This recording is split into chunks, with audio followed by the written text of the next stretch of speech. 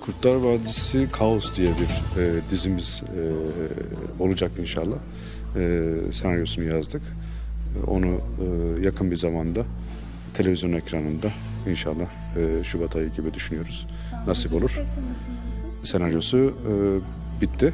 Yani bitti derken birkaç bölümü yazıldı. Tabii ki üzerinde değişiklikler olacaktır gündemi yakalamak anlamında. Ama yani yakın bir zamanda artık fragmanlarıyla.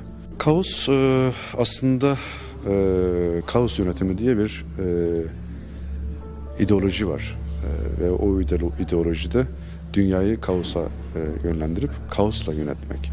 Biz de bu kaos yönetiminden nasıl kurtulabiliriz, nasıl çıkış sağlayabiliriz derdini şimdiden anlatmaya çalışacağız.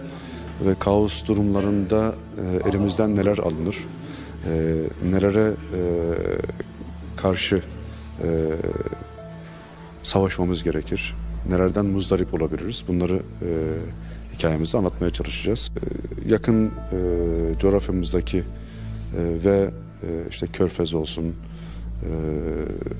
bu civardaki bütün ülkelerle değişen denklemde, siyasi ve coğrafik denklemde bizler nerede olacağız, nasıl duracağız, neler yaparız, bunları irdeleyecek hikayelerimiz olacak. Ayrıca tabii global anlamda da